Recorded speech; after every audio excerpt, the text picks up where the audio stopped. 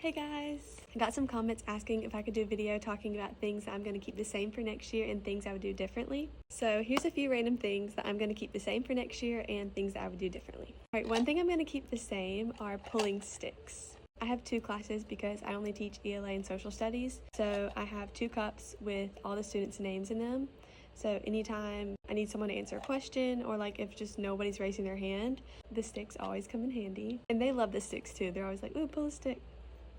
This is not a new strategy, but I love the sticks. Something else I'm going to keep the same is using my WOE board for classroom management. The students love the WOE board, and I have this spinner that we spin on Wednesdays. We call it WOE Wednesday, and students can earn a prize. Here, let me show y'all. Here's what the boards look like at the end of the year. Basically, if you see someone like going above and beyond or just following expectations, they get to go put their name on the WOE board. And then once a week, I will add the coordinates to the spinner and spin it, and whichever students win, earn a prize. I have some more videos detailed on that on my page somewhere. And also with that, I'm going to continue using prizes that are free, like teacher chair for the day or eating lunch with me, things like that. Something else I'm going to keep the same is using binders to organize things. I have a general teacher binder, and this is a lot of like professional development things, content stuff. It's really helpful for first year teachers.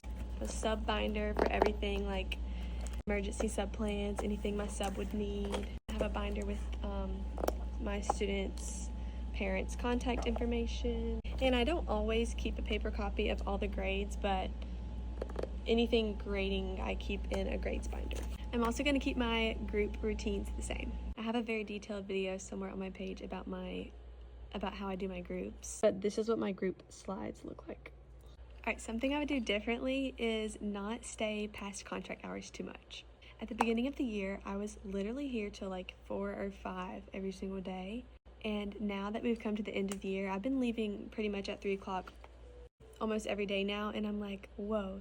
You can do so much in your afternoon when you actually leave on time.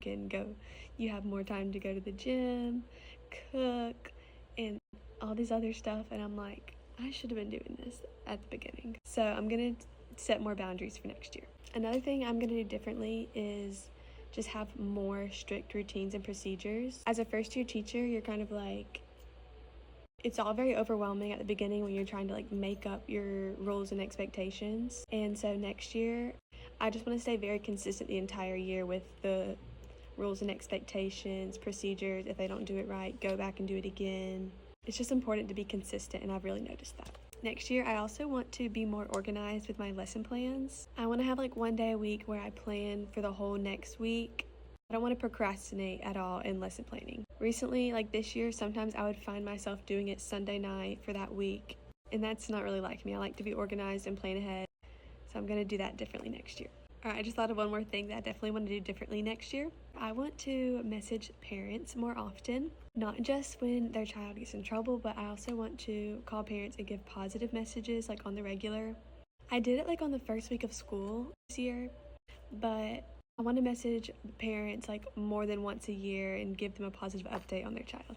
I just feel like that would really help build a positive relationship with them so that when you do need to reach out to them for any behavior support or anything like that, I feel like they're more willing to answer and be there for you.